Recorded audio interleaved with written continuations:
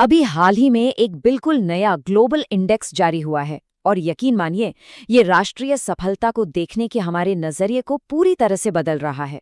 इसका नाम है रिस्पॉन्सिबल नेशंस इंडेक्स 2026 और इसके नतीजे काफी चौंकाने वाले हैं। तो चलिए इस पूरी बात को समझने के लिए एक बहुत ही बुनियादी सवाल से शुरू करते हैं। हम असल में एक महान देश को मापते कैसे हैं? क्या ये सिर्फ उसकी अर्थव्यवस्था का साइज है या फिर उसकी मिलिट्री की ताकत? देखिए, अब तक हम क्या देखते आए हैं? जीडीपी, सैन्य शक्ति, यही सब है ना। लेकिन सोचिए, अगर सफलता को मापने का कोई बेहतर तरीका हो। ये नया इंडेक्स ठीक यही बात कह रहा है। ये कह रहा है कि राष्ट्रीय जिम्मेदारी पर ध्यान दो। बात सिर्फ इस पर नहीं है कि एक देश कितना शक्तिशाली है, बल्कि इस पर है कि वो अपनी शक्ति का इस्तेमाल कितनी जिम्मेदारी से करता है। और यहीं पर इस इंडेक्स का पहला सरप्राइज सामने आता है। दुनिया की सबसे बड़ी आर्थिक और सैन्य शक्ति संयुक्त राज्य अमेरिका इस जिम्मेदारी की लिस्ट में 66 नंबर पर है। जी हां, 66। और रुकिए, एक और हैरान करने वाला नतीजा है। भारत की रैंक है 16वीं। इसने यूके, फ्रांस और जापान जैसे G7 देशों को भी पीछे छोड़ दिया है। तो सवाल ये उठता है कि ये सब हुआ कैसे? चलिए अब जरा गहराई में उतरते हैं और समझते हैं कि इस नए इंडेक्स के पीछे की सोच क्या है। ये दरअसल पावर से हटकर जिम्मेदारी पर फोकस करने की एक बड़ी पहल है। तो ये रिस्पॉन्सिबल नेशंस इंडेक्स या RNI आखिर है क्या? देखिए, ये 154 देशों को इस बात पर नहीं आंकता कि कौन कितना हावी हो सकता है, बल्कि इस बात पर कि कौन कितनी परवाह करता है अपने लोगों की, इस प्लैनेट की और पूरी दुनिया की। इसके फाउंडर सुधांशु मित्तल इसे बहुत अच्छे से समझाते हैं। वो कहते हैं, दुनिया को शक्ति केंद्रित आकलन से जिम्मेदारी केंद्रित मूल्यांकन की ओर बढ़ने की जरूरत है, और यही इस इंडेक्स का पूरा सार है। ठीक है, तो ये तो हुई फिलॉसफी, लेकिन जिम्मेदारी जैसी इतनी बड़ी चीज को आप मापते कैसे हैं? इसका जवाब इसके 3 पिलर्स यानी 3 स्तंभों में छुपा है। देखिए, इंडेक्स ने इसे 3 हिस्सों में बांट दिया है। पहला, इंटरनल रिस्पॉन्सिबिलिटी, मतलब कोई देश अपने ही लोगों के साथ कैसा बर्ताव करता है। दूसरा, एनवायरनमेंटल रिस्पॉन्सिबिलिटी, यानी वो इस प्लैनेट, हमारी धरती का कितना ख्याल रखता है। और तीसरा, जो शायद सबसे अलग है, वो है एक्सटर्नल रिस्पॉन्सिबिलिटी, यानी वो बाकी दुनिया के साथ कैसे पेश आता है। अब आते हैं इस इंडेक्स के सबसे चौंकाने वाले हिस्से पर, एक ऐसा विरोधाभास जो बड़ी बड़ी शक्तियों पर सवाल उठाता है। आखिर दुनिया की सबसे बड़ी इकोनॉमीज इस लिस्ट में टॉप पर क्यों नहीं है? जरा टॉप 5 पर नजर डालिए। नंबर 1 पर है सिंगापुर, अपने एथिकल गवर्नेंस के लिए। फिर है स्विट्जरलैंड और डेनमार्क।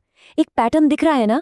ये वो देश हैं जो छोटे हैं, स्थिर हैं और मिलिट्री पावर से ज्यादा सोशल वेलफेयर और सस्टेनेबिलिटी पर ध्यान देते हैं। और ये ग्राफ तो पूरी कहानी ही बदल देता है। देखिए, भारत 16वें नंबर पर और अमेरिका और चीन 66वें और 68वें पर। ये रैंकिंग्स ये तो पारंपरिक वर्ल्ड ऑर्डर को ही चैलेंज कर रही हैं और दिखा रही हैं कि शायद ग्लोबल स्टेज पर प्रभाव को देखने का नजरिया बदल रहा है।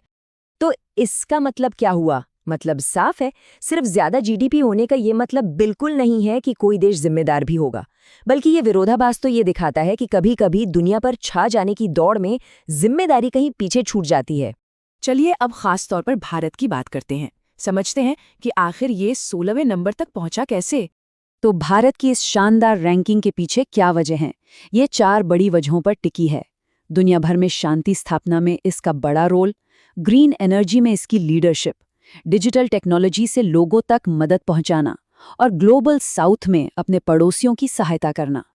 अगर इसे थोड़ा और खोल कर देखें तो बाहरी जिम्मेदारी की बात करें तो Bharat UN peace keeping missions में सबसे बड़े योगदानकर्ताओं में से एक रहा है। पर्यावरण के लिए इंटरनेशनल सोलर अलायंस की लीडरशिप अपने आप में एक मिसाल है, और देश के अंदर डिजिटल पब्लिक इंफ्रास्ट्रक्चर का इस्तेमाल करके करोड़ों लोगों तक मदद पहुंचाई गई। और हाँ, वैक्सीन मैत्री जैसे प्रोग्राम्स को कैसे भूल सकते हैं, जिसने भारत को दुनिया की फार्मेसी बना दिया। अब थोड़ा सा पीछे हटकर बड़ी पिक्चर देखते हैं।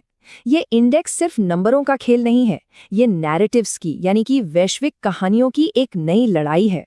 देखिए, अब तक हम लोकतंत्र और आज़ादी पर जो भी इंडेक्स देखते आए हैं वो ज़्यादातर पश्चिमी देशों के बनाए हुए हैं।